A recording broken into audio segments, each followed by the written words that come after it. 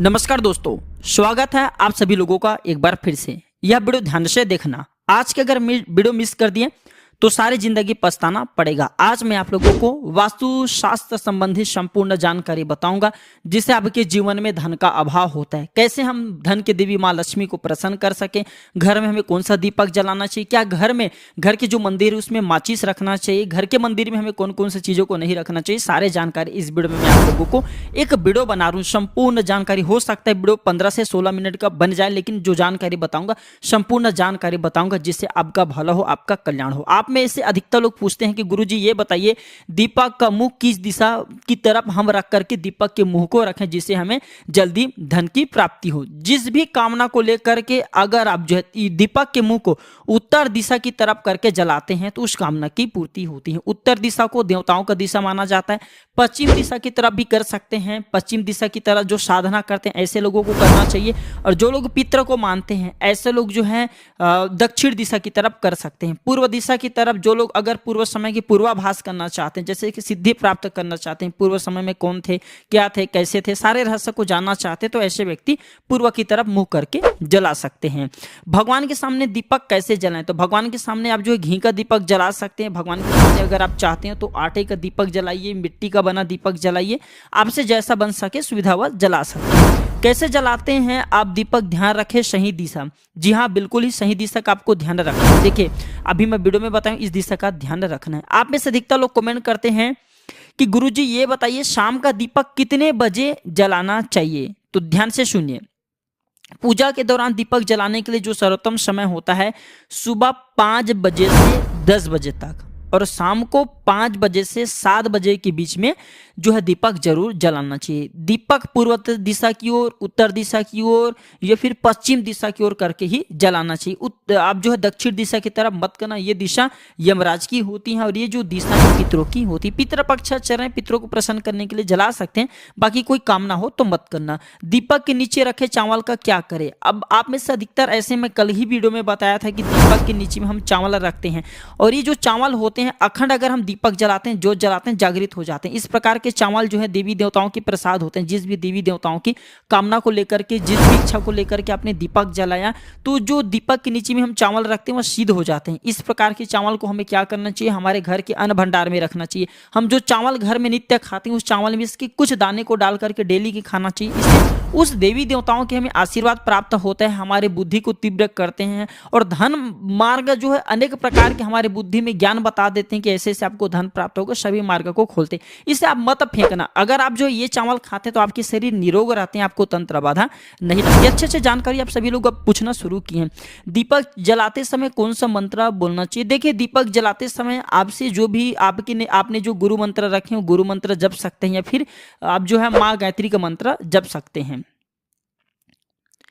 पूजा में क्षमा मांगने के लिए क्या मंत्र बोले, तो पूजा में क्षमा मांगने के लिए आवाहनम न जनामी विसर्जनम, या फिर न जनामी आवाहनम न जनामी उपासनम बोल सकते हैं। विसर्जन कब बोला जाता है, जब मूर्ति की विसर्जन होती है। तो आवाहनम न जनामी उपासनम पूजा चयम न जनामी क्षमतम परमेश्वर मंत्रहीनम क्रियाहीनम भक्तिहीनम जनार्दनम यद पूजितम मयदे परिपूर्णम तदस्तु में। अगर देवी हैं तो आप जो है यद पूजितम मया देवी परिपूर्णम तदस्तु में, इस प्रकार से बोल सकते हैं। सारे जानकारी बता रहा हूँ, वीडियो को मिस मत करना। अभी तक वीडियो को लाइक नहीं की तो वीडियो को लाइक कर लेना, हमारे चैनल को सब्सक्राइब जरूर कर लेना, ताकि हमारे मनोबल बढ़े।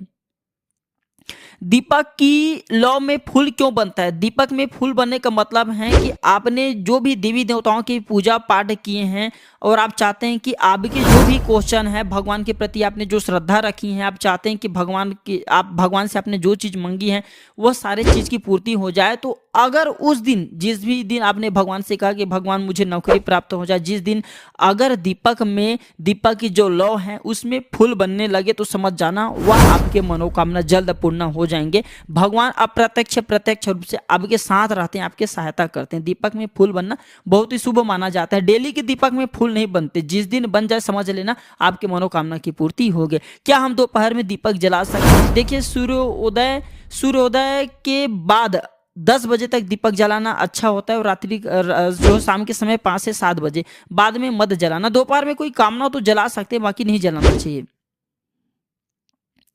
दो मुखी दीपक जलाने से क्या होता है बताइए गुरुजी। देखिए जो दो मुखी दीपक होता है ये कब कब जलाएं, अगर आप किसी मंत्र को सिद्ध कर रहे हैं, जैसे कि गुरुमुख मंत्र है, गुरुमुख मंत्र को सिद्ध करने के लिए दो मुख का दीपक जलाए जाते हैं। दो मुख दीपक जलाते हैं तो गुरु परंपरा से प्राप्त मंत्र जल्दी सिद्ध होते हैं।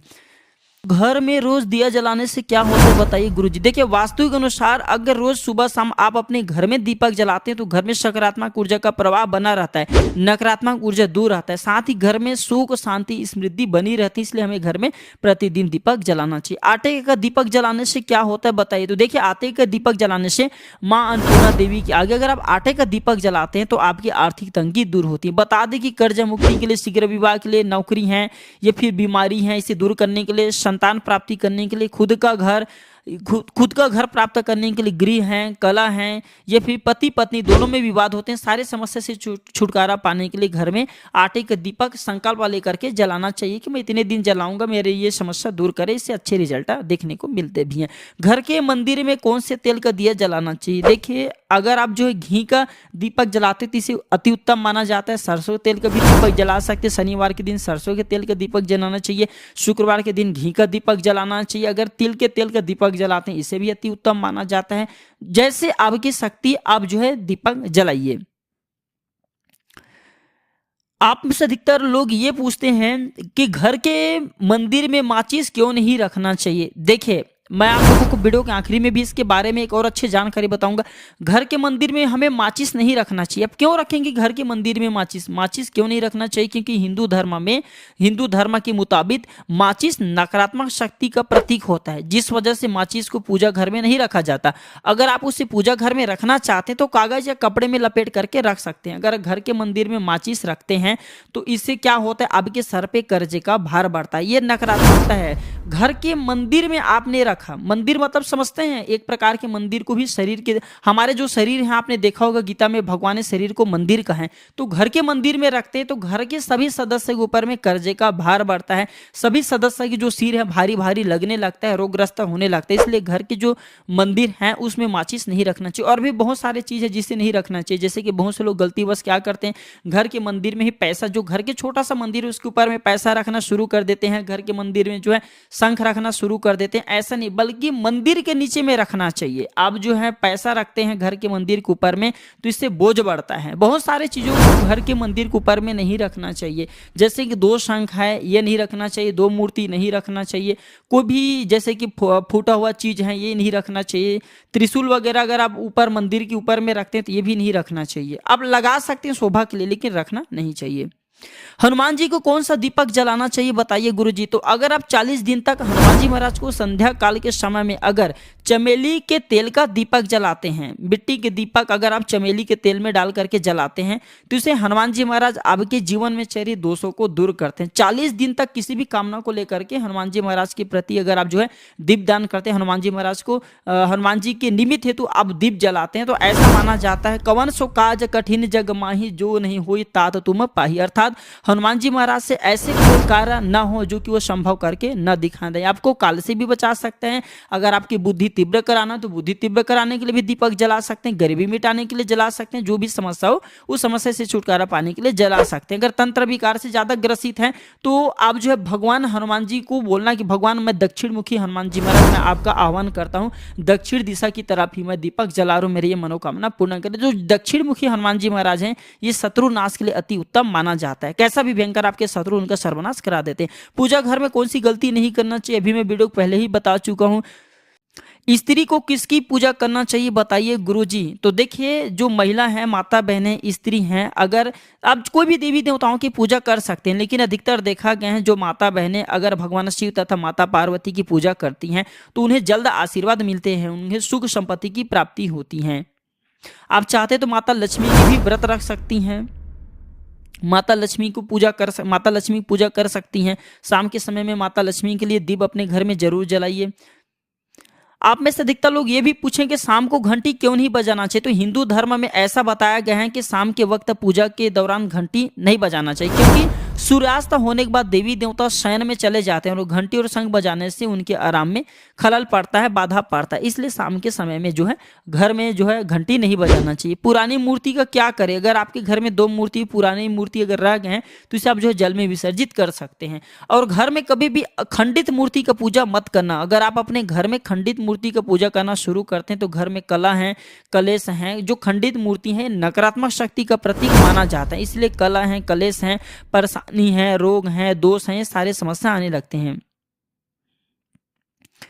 पूजा कक्ष बंद क्यों होना चाहिए? पूजा कक्ष इसलिए बंद होना चाहिए क्योंकि जब आप पूजा करते हैं तो आपकी कोई साधना भंग ना हो। आपकी आप जो है आप अब देवता के प्रति आपने मन लगा करके रखें, अपने इष्टों के प्रति आपने अपने सारे मन को समर्पित करके रखें। और अगर कोई व्यक्ति आकर के दरवाजा खोल करके आपके पास में हो सकता है कि आपके प्राण देवी देवताओं के प्रति लगे हो तो वह रुकने का भी खतरा रहता है। इसलिए पूजा कमरा हमेशा बंद करना चाहिए अगर आप साधना करते हैं तब, नहीं तो चलेगा।